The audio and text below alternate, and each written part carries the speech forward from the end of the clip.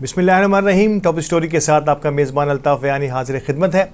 नाज़रीन, दुनिया भर में, पहले तो मैं पाकिस्तान की बात करूं। पाकिस्तान में जिस किस्म के हालात और वाक़यात जन्म ले रहे हैं, और अदलिया से लेकर मुक़न्नना तक, और हमारे वकला तहरीक से लेके हमारे सियासी निज़ाम तक, और हमारा मुआशी सिस्टम को भी जितनी ज़दें पड़ रही हैं, इस पर तो हम जितनी भी बात करें वो कम है। और नो डाउट दुनिया भर में, सिर्फ मैं पाकिस्तान की बात नहीं कर रहा, दुनिया भर में जहाँ जहाँ भी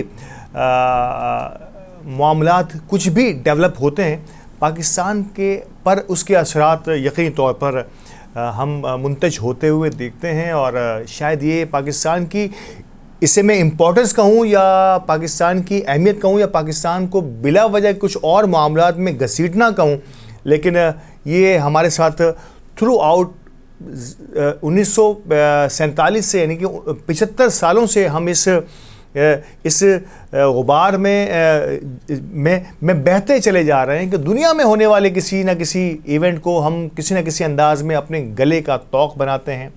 शायद इससे हमारी गैरत इस्लामी गैरत कहें, इस्लामी हमीयत कहें, हमारा मज़हब से, हमारे दीन से, हमारे रसूल सल्लल्लाहु अलैहि वसल्लम से हमारी मोहब्बत का इजहार करें। शायद ये एक एलिमेंट ये भी हो सकता है।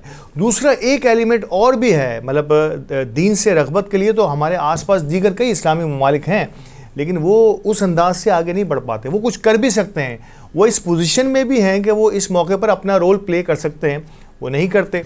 और पाकिस्तान जो है वो फ्रंट लाइन पर आकर इस किस्म के मामलात में कूद पड़ता है, मिन हैसुल कौम या मिन हैसुल रियासत। तो हमें किस हद तक चौकन्ना रहना चाहिए और हालात और वाक़यात को अपनी नज़र से देखते हुए किस अंदाज से आगे बढ़ना चाहिए, क्योंकि रियासतों के मसाइल और रियासतों की दोस्ती जो है वो मफाद की दोस्ती होती है, और वो मफाद से किसी फ़र्द वाहिद का नहीं होता, वो मफाद अवामुन्नास का होता है, उस रियासत में रहने वालों का। तो ये बड़ा इम्पॉर्टेंट है। और आज मैं मसला फ़लस्तीन या इस हालिया जो जंग छिड़ी है इस पर बात तो करूंगा, लेकिन कुछ दीगर एंगल्स भी आपके सामने रखूंगा जो लोगों से ने इस पर अपनी राय जो है वो बनाई है, नज़रिया बयान किया है, अपना जो है बयानिया तरतीब दिया है। इस हालिया जो पेशरफ्त हो रही है फ़लस्तीन और इसराइल के दरमियान, उसमें उन्होंने किस अंदाज से इस पूरे इवेंट को देखा है, आज वो भी आपके सामने रखूँगा। लेकिन सबसे पहले मैं ज़रूरी समझता हूँ कि हम दरअसल थोड़ा सा चीदा और आज के इस मसले को समझने की कोशिश करें कि ये फ़लस्तीन और इसराइल का मसला दरअसल है क्या, और इसका आगाज़ कहाँ से होता है, और क्यों ये मसला आज तक हल नहीं हो पाया, और कैसे इसका हल दरियाफ्त हो सकता है। लोगों ने इसका क्या हल निकालने की कोशिश की है, यूनाइटेड नेशंस ने इस पर क्या कहा है, पाकिस्तान अपनी क्या सोच रखता है, इसराइल क्या चाहता है, फ़लस्तीन क्या चाहता है, दुनिया के तरक्की याफ्ता और पावरफुल ममालिक, सुपर पावर्स क्या चाहते हैं, और दुनिया के तरक्की पजीर ममालिक में देखा जाए और इस्लामी ममालिक क्या चाहते हैं। आज मैं चाहूँगा कि थोड़ा सा इस अहमियत को देखते हुए थोड़ा सा एलोबरेट करने की कोशिश करूंगा आप सबके साथ भी इस पूरे सिस्टम को, कि थोड़ा सा हमें अंदाज़ा हो सके किस अंदाज से हमें आगे बढ़ने की कोशिश करनी है। तो पहले देखते हैं जी, ये फ़लस्तीन, मसला फ़लस्तीन जो है वो इसराइल का कब्ज़ा। हमने बचपन से, जब से आँख खुली है, हम इस मसले को इसी अंदाज से देख रहे हैं कि इसराइल की जारहाना कब्ज़ा फ़लस्तीन पर।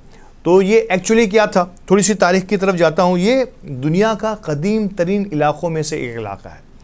अगर आप दुनिया के नक्शे पर नज़र दौड़ाएंगे, और अगर मैं मज़हबी हवाले से इस्लाम की या मुसलमानों की बात करूँ, तो मुसलमानों के कदीम तरीन इलाक़ों में से एक इलाक़ा है। ठीक है जी। और यहाँ पर 3 अक़वाम बसा करती थी, यहूदी, ईसाई और मुसलमान।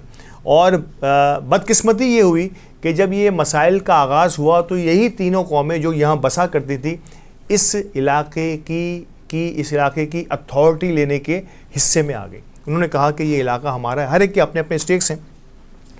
मुसलमानों का सबसे बड़ा स्टेक हमारा बैतुल मक़दस यहाँ है, हमारा क़िबला अव्वल यहाँ है। हुज़ूर अकरम सल्लल्लाहु अलैहि वसल्लम की अल्लाह से मुलाकात, जिसे हम वाक़या मेराज कहते हैं, इसका आगाज़ इसी सरज़मीन फ़लस्तीन से हुआ।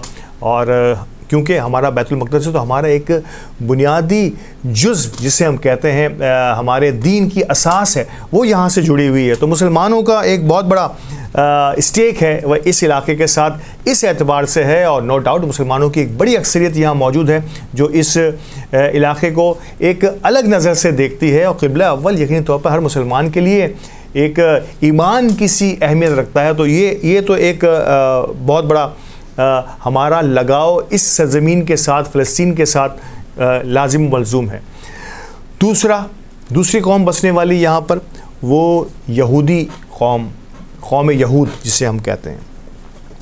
कौम यहूद के भी कई मुक़द्दस मकामात इस ज़मीन से वाबस्ता हैं और इस ख़ित्ता ज़मीन से वाबस्ता हैं, और साथ ही साथ कौम यहूद का, यहूदियों का मानना ये भी है कि हमारे बेपनाह अम्बिया जो हैं, बेपनाह मंगिया, बेशुमार अम्बिया कराम जो हैं जिनको वो मानते हैं। मुसलमान तो यकीन तौर पर अम्बिया कराम नबी 1,24,000 पैगम्बरों को मानते हैं, लेकिन नो डाउट कि हमारे दीगर मज़ाहिब के लोग अपने अपने उन्होंने नबी तराश रखे हैं, अपने अपने बुत तराश रखे हैं। इसमें कहाँ तक हकीकत है ये तो हम आगे दुनिया ही, अल्लाह ताला ही इस गैब के इल्म से वाकिफ़ है, लेकिन शायद वो हम मुसलमान जो हैं हर उस नबी को, हर उस पैगम्बर को मानते हैं जिसका हुक्म हमें मिला है, लेकिन शायद वो जिन इस्लाम से हटकर जो अदियान हैं उनके अपने अपने उन्होंने पैगम्बरों को, मखसूस पैगम्बरों की हद तक रखा है। तो इसमें अगर मैं कौमी यहूद की बात करूं तो उनका कहना है कि इनके मानने वाले, इनको जहां ये मानते हैं उन नबियों में से बेशतर अम्बिया कराम इसी सरज़मीन या फ़लस्तीन कह लें, इस ख़ित्ता ज़मीन से वाबस्ता हैं, और यहीं पर उन्होंने अपनी तबलीग का आगाज़ भी किया। इनके कई मुक़द्दस मकामात भी इस इलाके से वाबस्ता हैं, ये मैं आपको पहले ही पता चुका। इसके बाद ईसाई भी अपनी वाबस्तगी इस सरज़मीन से बहुत गहरी हज़रत ईसा अलैहिस्सलाम के हवाले से रखते हैं, और ग़ालिबन ये वो 3 अक़वाम की चुपकलिश में कहूँ या मज़हबी वाबस्तगी कहूँ इस टुकड़े के साथ, इस ख़ित्ते के साथ, कि जिसकी बदौलत ये ख़ित्ता आज तक, यानी कि साल से सैकड़ों साल हो गए हैं, इस पर कोई प्रॉपर वे आउट नहीं निकाला जा सका, निकले वे आउट लेकिन उस पर अमल नहीं हो सका।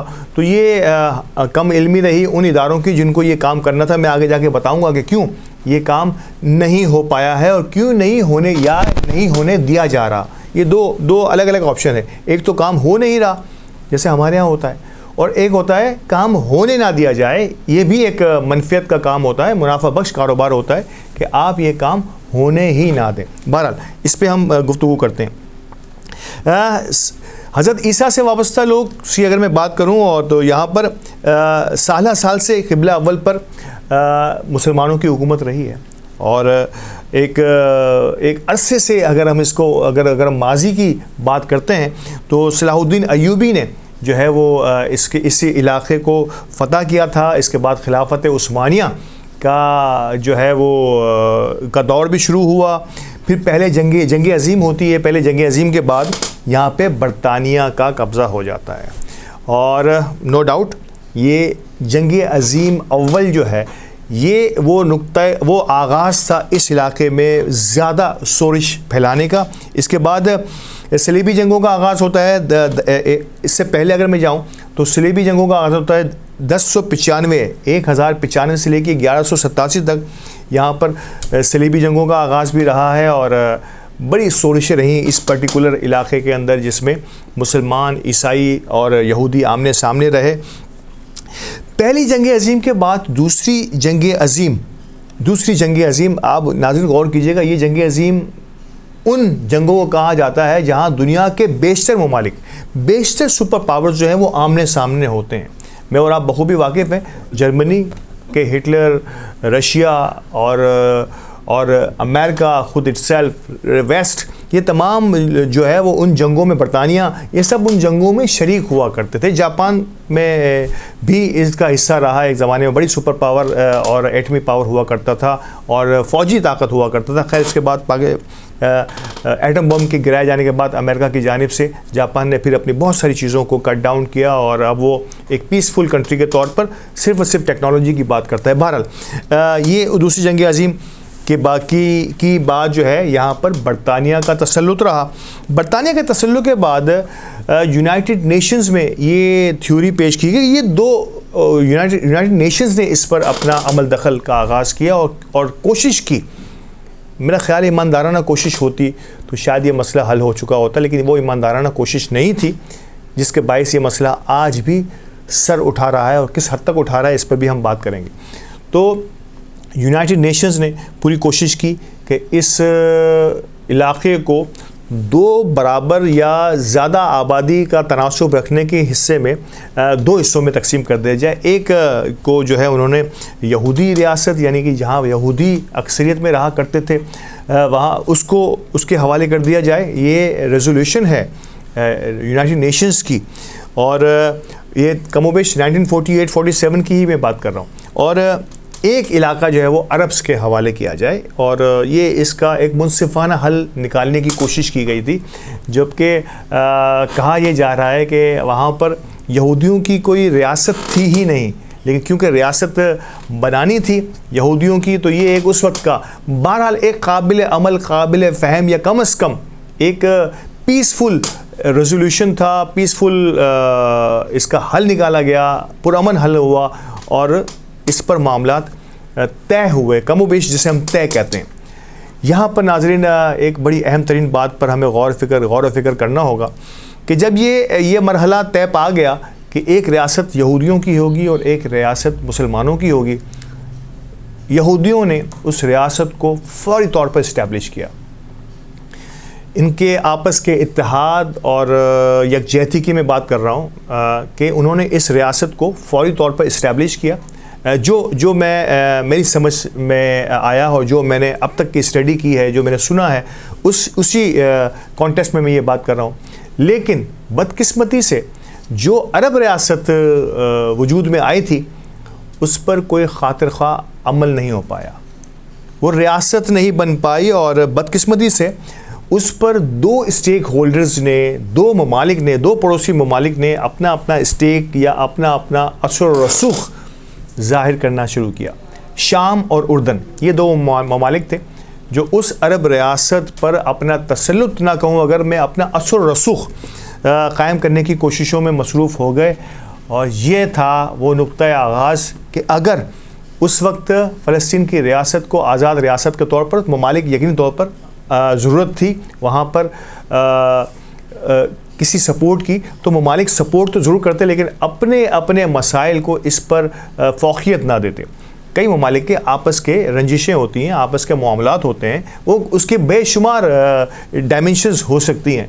तो उस रियासत को, यानी कि उस अरब रियासत को दो ममालिक शाम और उर्दन ने अपने ज़ेर तसल्लुत में ना कहूँ ज़ेर असर रखने की कोशिश की, और यही वो वजह साबित हुई कि इसराइल की रियासत तो इस्टेब्लिश होती चली गई, लेकिन फ़लस्तीन की रियासत इस्टेब्लिश ना हुई, बल्कि वो वहाँ से ज़वाल पजीर होती चली गई। और आज ये मकाम है जिस पर मैं इंशाल्लाह मुझे वक्फ़े के लिए कहा जा रहा है, वक्फ़े के बाद जाकर मैं आपको बताऊँगा कि आज जिस माहौल में मैं और आप फ़लस्तीन को याद करते हैं, इसराइल को देखते हैं, उसकी असल वजह गालिबन कहाँ जाके, उसके ताने बाने कहाँ जाके मिलते हैं। हमारे साथ रहिएगा, वक्फ़े के बाद आते हैं और इसी कहानी को, इसी स्टोरी को थोड़ा सा और आगे बढ़ाते हैं।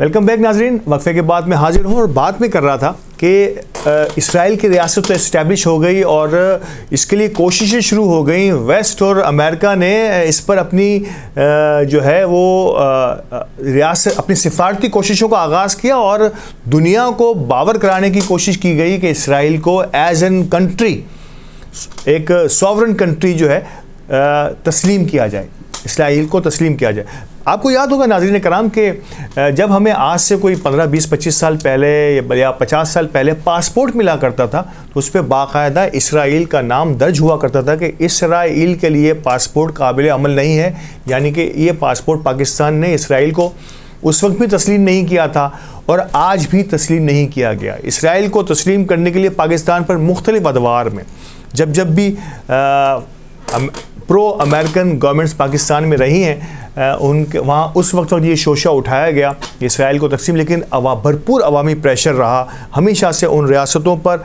उन हुक्मरानों पर जो पाकिस्तान में हुक्मरानी करते रहे, ख्वाह वो जमहूरी या सियासी हुक्मरान हों या ब्यूरोक्रेट्स हों या फिर हमारे फ़ौजी हुक्मरान, उन सब पर यह बड़ा अवामी प्रेशर रहा। उन्होंने इस तरफ कोई ज़्यादा पेशकदमी नहीं हुई। कुछ बबल्स ज़रूर छोड़े गए कि अवामी नुक्ते निगाह को देखा जा सके, अवामी टेम्परामेंट को देखा जा सके, अवामी टेम्परेचर को देखा जा सके, लेकिन गालिबन ये मुमकिन नहीं हो पाया अब तक, तो मेरा ख्याल है, वरना शायद हो जाता। तो अवाम को इसका क्रेडिट तो बहुत बड़ा जाता है।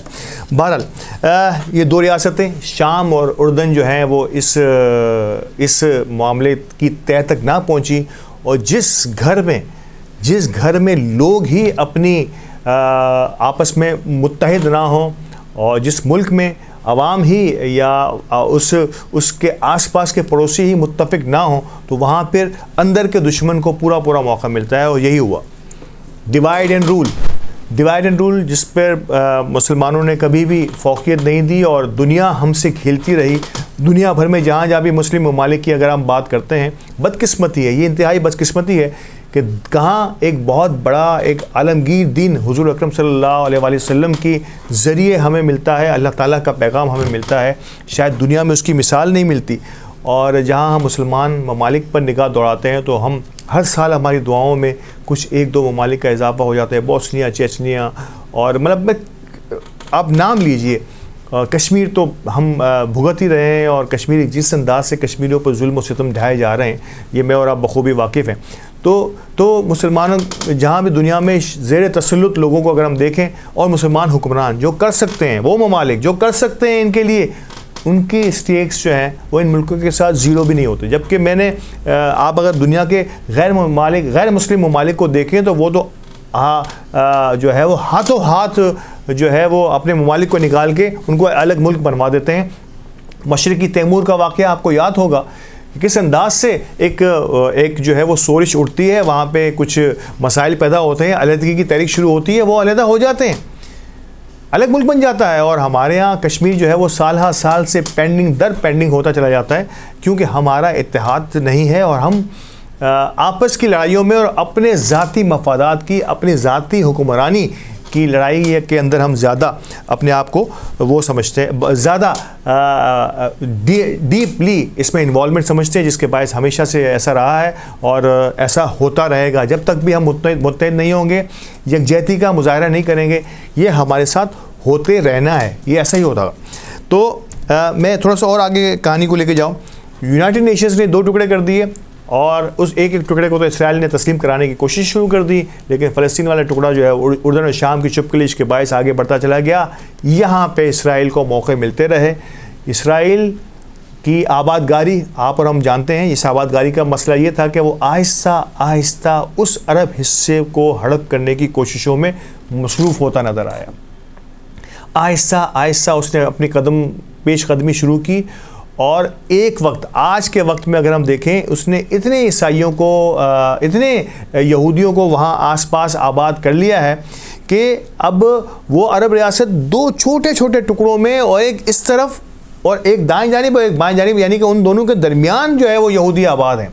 अगर हम देखें तो मशरक़ी बैतुल मक़दस और गज़ा की पट्टी, ये 2 इलाके हैं जिस पर आप कह सकते हैं कि इस वक्त कुछ हुकूमत बाकी है, फ़लस्तीनियों की थोड़ी सी हुकूमतें रही थी, वरना इसके दरमियान में ये 2 बिल्कुल वेस्ट बैंक और गज़ा जो है, ये 2 अलग अलग कोने हैं किसी भी एक इलाके के। दरमियान में ईसाई जो है, दरमियान में जो है वो इसराइल ने अपने यहूदियों को बसाना शुरू किया, और इस तरह से बसाना शुरू किया कि वो, और ये सिलसिला पै दर पे जारी रहा। इसी के साथ इसराइल को इसराइल को तस्लीम कराने की कोशिशों का भी आगाज़ रहा और पाकिस्तान में भी गुज़िश्ता दिनों में बड़ी इस पर स्टोरी छूटती रही है। हमारे हुक्मरानों पर बड़ा प्रेशर भी रहा होगा, या जिन्होंने इसको तस्लीम किया या नहीं किया, या अंदरूनी खाना क्या हुआ है। शायद पाकिस्तान की कुछ खबरें अब बहुत ज़्यादा आज़ादी के साथ मिल नहीं रही, तो हम इस पर कुछ अपनी राय ज़नी नहीं कर सकते। राय ज़नी नहीं करनी चाहिए जब तक कि कुछ सॉलिड एविडेंसेस ना हो आपके पास। तो बहरहाल ये तो कम अज़ कम हम कह सकते हैं कि पाकिस्तान ने इसराइल को अब तक तस्लीम नहीं किया है। ये तो तयशुदा बात है अब तक के लिए, क्योंकि अलल ऐलान ऐसा कुछ अब तक हमें सुनने में नहीं आया। तो बात ये हो रही है कि गज़ा की पट्टी और वेस्ट बैंक यानी कि मशरक़ी बैतुल मक़दस पे अब के दरमियान के इलाके में यहूदियों ने आबादगारी शुरू की और इस हद तक आ गए कि वो ये इलाका जो है वो कटते कटते बहुत हद तक उस इसराइली पट्टी की तरफ, उस इसराइली इलाके से मिलना शुरू हुआ। और ये हुआ आगाज़ इस शोरिश का जो हालिया उठी है। जब इस गैर कानूनी तकसीम और गैर कानूनी पेशकदमी पर जब दुनिया ने आवाज़ नहीं सुनी, तो फ्रीडम फाइटर्स दुनिया में हर जगह पर, कश्मीर में मैं और आप जो है इंसानी हुकूक के चैम्पियंस को हम देखते हैं कि इनकी आवाज़ें बुलंद नहीं होती। किस तरह से गुज़िश्ता 70-75 सालों से कश्मीर को भारत ने गो के भारत चाहे तो इस मसले को बआसानी हल कर सकता है, लेकिन शायद भारत की भी 10 सरहद से दूर है। ये आलमी प्लेयर्स जो हैं, ये इनका मकसद ही यही होता है कि वो दुनिया में अमन के क़याम के लिए कोशिशों को कभी भी फ़रोग़ के लिए नहीं। बज़ाहिर तो वो अमन के बड़े दावेदार बनते हैं, इंसानी हुकूक के बड़े दावेदार बनते हैं और फ्रीडम ऑफ वॉइस के जो है वो बड़े अलमबरदार बनते हैं, लेकिन जहाँ इनके अपने मफादात होते हैं वहाँ वो आंखें बंद कर लेते हैं, शुतुरमुर्ग की तरह रेत में अपने सर को दबा लेते हैं और समझते हैं कि दुनिया में सब कुछ ठीक हो रहा है। तो यही हमारे साथ कश्मीर में हो रहा है कि वहाँ का फ्रीडम फाइटर जो है वो बागी बन जाता है और कहीं तैमूर में, मशरक़ी तैमूर में अगर कोई ऐसी बात की जाए तो वहाँ पर ये सब जो है बाकायदा फ्रीडम फाइटर्स कहलाते हैं। तो ये इस्लाम के साथ और मुसलमानों के साथ एक ये बड़ा भी जुल्म किया गया। बहरहाल फ़लस्तीन में इस जारहियत, इसराइली जारहियत, इसराइली कब्ज़े के ख़िलाफ़ एक अगर मैं कहूँ कि एक तंजीम जिसे फ्रीडम फाइटर्स ही कहेंगे, हमास ने जो है एक अपना वजूद कायम करने की कोशिश की और हमास ने एक सिलसिले का आगाज़ किया दू बदू लड़ाई का। और मैं हमास के बारे में बहुत सारे लोगों का क्या ख़्याल है, वो सही है या गलत है, ये आप ज़्यादा बेहतर समझते हैं। लेकिन बहरहाल क्योंकि मुसलमानों के साथ मैंने कहा ना, अंदर के लोग सबसे ज़्यादा साजिश करते हैं। मुसलमानों में जो मीर जाफ़र जो अंदर के लोग होते हैं वही दुश्मन साबित होते हैं और वही बहुत सारे हमारे दुश्मनान के लिए मौक़े फ़राहम करने की, रिसोर्सेज फ़राहम करने की, अंदर से रिसोर्सेज फ़राहम करने की का ज़रिया बनते हैं। तो हमास ने जारहियत का मुँह तोड़ जवाब देने की कोशिश की और उसमें किसी हद तक कामयाब भी रहे। गो कि हमास एक, और उसे कहा यह जाता है कि बहुत सारे दुनिया के ममालिक की, उसे मुस्लिम ममालिक की सपोर्ट भी हासिल रही है। किसी ज़माने में टर्की का कहा जाता था, किसी ज़माने में ईरान का कहा गया, किसी ज़माने में सऊदी अरेबिया का भी कहा गया, उर्दन शाम तो बिल्कुल पड़ोसी ममालिक थे ही। तो जहाँ जहाँ भी आस पास के ममालिक थे वहाँ अगर हम देखें, उन सबको किसी न किसी हवाले से खामोश कर दिया गया। गालिबन ईरान के साथ साथ इराक़ का भी बड़ा उस वक्त सद्दाम हुसैन, वो भी फ़लस्तीन के लिए अपने आप को पेश करने की कोशिशें किया करते थे या नज़र आता था, लेकिन उनके अपने अफ़आल ने उनको इस हाल तक पहुंचाया कि बिल आखिर क्या हुआ उनके साथ, मैंने और आपने देखा। एक इबरतनाक अंजाम तक उन्हें पहुंचना पड़ा। बदकिस्मती है कि इसमें क्या हक़ाइक़ रहे, हम और आप को जो कुछ मीडिया से हमें पता चलता रहा, शायद उसी पर हम मुंतज रहे, उसी पर हम मरकूज़ भी रहे और उसी को शायद हमें ट्रस्ट भी और भरोसा भी करना होगा। तो अमेरिका की भरपूर सपोर्ट इसराइल को हासिल रही है। अच्छा जी, बात हो रही थी हमास की, तो हमास ने अपनी पेशकदमी का आगाज़ किया एक मुख्तलिफ और मखसूस और मुख्तसर और बड़ी छोटे अंदाज में इस पर अपनी आवाज़ बुलंद करता रहा, अपनी जारियत भी करता, अपने हमले भी करते रहे ये लोग, लेकिन गालिबन कोई ऐसी बड़ी कामयाबी नहीं हुई। गुज़िश्ता दिनों का मुबेश एक हफ़्ता कबल मैंने और आपने देखा कि हमास ने एक अपनी तारीख़ का, फ़लस्तीन की तारीख़ का, जो इसराइल पर जो हमले अब तक हमास ने किए हैं, उन सब में से सबसे बड़ा हमला कहा यह जाता है कि 20 मिनट में 5000 रॉकेट इसराइल के उस पार फायर किए गए। जिस वक्त ये ख़बर आई थी उस वक्त कई लोग बड़े हैरान थे कि हमास में इतनी ताकत और इतना असलहा और इतने रॉकेट्स कैसे आ सकते हैं। तो बहुत सारे लोगों ने इस पर कोई फौरी तौर पर कोई बिलीव नहीं किया और ऐसा मुमकिन होता नज़र भी नहीं आ रहा था कि अंदर ही अंदर हमास जो कि खामोश थी पिछले चंद सालों से, वो इतनी पावरफुल या इतनी वेल इक्विप्ड कैसे हो सकती है, असलहे से लैस कैसे हो सकती है इतनी जदीद टेक्नोलॉजी के साथ। और हमास के जो तर्जुमान थे उन्होंने भी इस पर पूरी तरह इसको ओन किया, इस पूरे हमले को, और इन तमाम ख़बरों को सही साबित करने की पूरी कोशिश की। ये था वो पहला धचका जो दुनिया को लगा और दुनिया बड़ी हैरान हुई। और शायद उस वक्त फिर फील हुआ दुनिया को कि वाकई हमास अपने आप को इतना अंदर ही अंदर अपने पैरों को इतना मजबूत कर चुकी है कि इसराइल पर उसने एक ही शब में सिर्फ चंद मिनटों के अंदर हज़ारों रॉकेट फायर कर दिए। और ये था वो नुक्ता आगाज़ इस फौरी जंग का जिसके बारे में बड़ी नवीदें सुनाई जा रही हैं और इसके कोई सीक्वेंसेस जो हैं वो बड़े ही दर्दनाक और बड़े ही तारीक और बड़े अंधेरों में ले जाने वाले नज़र आ रहे हैं दुनिया को। जैसे उस पर्टिकुलर इलाके की बात नहीं हो रही, दुनिया को इस पर बड़ा सोच समझ कर अपने रवैयों का इजहार करना होगा। तो हमास के इस हमले के बाद यकीनी तौर पर रिटेलिएट में जवाबी हमले तो होने थे इसराइल की जानिब से, और इसराइल ने फिर जिस अंदाज से तमाम जंगी क़वायद व ज़वाबित को बालाए ताक रखते हुए जिस अंदाज से, जिस दर्दनाक और हुस्न चंगेज़ी के दौर में की तरह जो है वो फ़लस्तीन पर हमले किए हैं कि ना उसने ख़वातीन को देखा, ना उन्होंने बच्चों को देखा, ना उन्हें रिहायशी आबादी के इलाक़ों पर देखा। उन्होंने भी अंधाधुन उस अंदाज से रॉकेट बरसाए कि सैकड़ों नहीं हज़ारों की तादाद में लोग जो है वो अपाहिज हुए और सैकड़ों की तादाद में लोग शहीद हुए।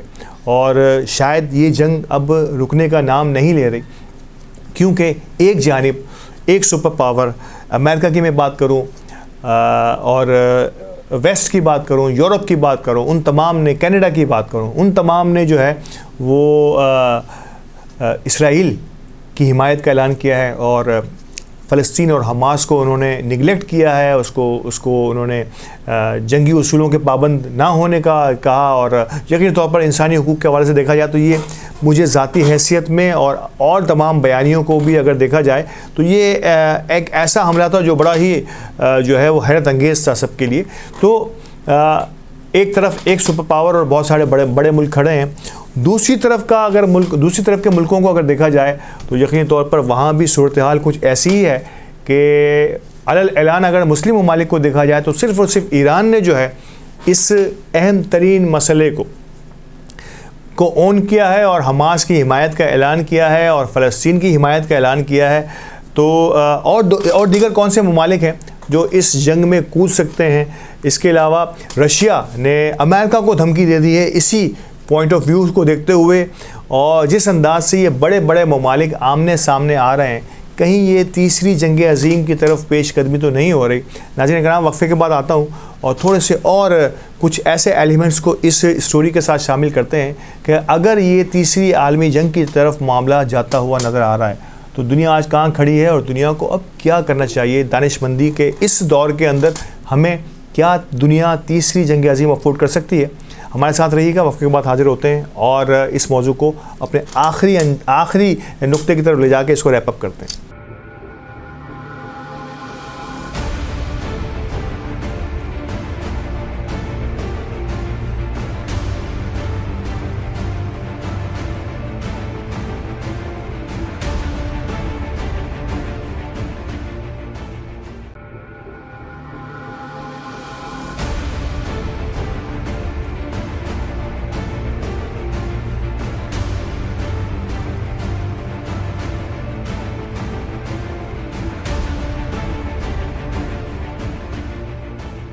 वेलकम बैक नाज़रीन, वक्फे के बाद हाजिर हूँ और ये प्रोग्राम के आखिरी हिस्से में मेरी कोशिश है कि मैं आपको अब उस ओवरव्यू की तरफ लेके जाऊँ जो मुख्तलिफ बयानी हैं। लेकिन इससे पहले दुनिया जिस मकाम पर आज खड़ी है, कुछ ममालिक, कुछ सुपर पावर्स जो हैं वो इसराइल के मुकम्मल तौर पर सपोर्ट पर है।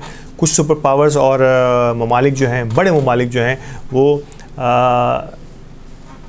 दर पर्दा, ईरान को अगर देखा जाए, ईरान को छोड़ के दर पर्दा जो है वो फ़लस्तीन की सपोर्ट में है। अगर रशिया को भी देखा जाए, टर्की को देखा जाए, ये वो ममालिक हैं जो दर पर्दा अपने बयानात के ज़रिए ये साबित करने की कोशिश कर रहे हैं कि वो इसराइल को किसी सूरत भी कबूल करने के लिए तैयार नहीं है। और रशिया ने तो खुल्लम खुल्ला अमेरिका को बावर कराया है कि अगर उसने कुछ मज़ीद ऐसा कुछ इक़दाम का कदम उठाने की कोशिश की तो शायद रशिया भी पीछे नहीं हटेगा।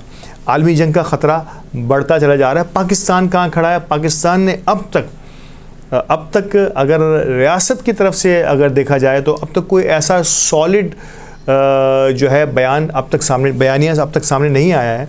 सॉलिड बयानिया उसे कहते हैं कि खुलकर किसी भी जो है वो की भी हिमायत या मुखालिफत की जाए। अब तक ऐसा कोई एवेन्यू सामने नहीं है। और क्योंकि कोई इस वक्त इलेक्टेड जमहूरी सेटअप भी नहीं है तो शायद कोई बहुत ज़्यादा मुश्किल भी नहीं है कि किसी तरफ ना भी जाया जाए तो पाकिस्तान के पास ये उज़र रहेगा कि ठीक है, जब हमारी हुकूमतें यहाँ बनेंगी और जब इलेक्शंस होंगे इसके नतीजे में वो होंगे या नहीं होंगे ये एक और अलग सवाल है। इलेक्शन के बाद जो भी हुकूमत बनती है वो अपना एक स्टांस लेगी, वो अपना एक बयानिया बनाएगी, वो एक अपनी सिफारती कोशिशों से देखेगी, जो मुनासिब समझेगी उस वक्त के हालात के हिसाब से देखेगी। इस वक्त पाकिस्तान कमोबेश, हम कह सकते हैं कमोबेश, खामोश तमाशाई बनकर इस तमाम इवेंट को, इस तमाम सीक्वेंस को देख रहा है। क्या ये पाकिस्तान के लिए कितना बेहतरी होगी? पाकिस्तान की आवाम क्या चाहते हैं? पाकिस्तान की आवाम ने तो बाकायदा इस पर अपनी आवाज़ बुलंद करना शुरू की है और पाकिस्तान ने हर दौर में की है। जब भी दुनिया में रसूल अकरम सल्लल्लाहु अलैहि वसल्लम की शान में गुस्ताखी की गई है, दुनिया के और किसी ममालिक में कुछ हुआ हो या ना हुआ हो, पाकिस्तान और टर्की में इस पर बड़े एहतजाज भी हुए हैं। अपना एहतजाज रिकॉर्ड भी कराया है। कोई हज़ारों लाखों के लोगों ने जो है वो उन गुस्ताखों को, जिन्होंने नबी अकरम की शान में गुस्ताखी की है, उनको झंझोड़ने की कोशिश की है। और दुनिया में बहुत सारी मौक़ों पर ऐसा हुआ भी है कि हमारी रियासत के बड़ों ने इस पर एहतजाज किया है। और हालिया गुज़िश्ता दौर में अगर हम देखें, पाकिस्तान की तारीख़ में पहली मरतबा ऐसा हुआ कि इस्लामोफोबिया को भी यूनाइटेड नेशंस में उठाया गया और इस पर एक इस्लामोफोबिया के लिए एक दिन भी मुकर्रर किया गया। ये पाकिस्तान की कोशिशों से हुआ, लेकिन पाकिस्तान के लिए नहीं था, ये पूरी उम्मत मुस्लिमा के लिए एक जो है वो कामयाबी थी कि दुनिया को ये बावर कराना था कि इस्लाम एक अमन व आश्ती का मज़हब है। इसका काम जंग व जदल नहीं है। लेकिन जहाँ दुनिया में जहाँ भी कभी भी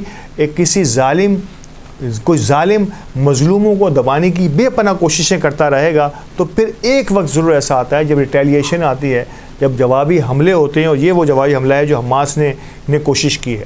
बात करता हूँ हमास की, तो एक बयानिया, ये मैं इससे ज़ाती तौर पर मुत्तफ़िक तो नहीं हूँ, लेकिन एक बयानिया ज़रूर है।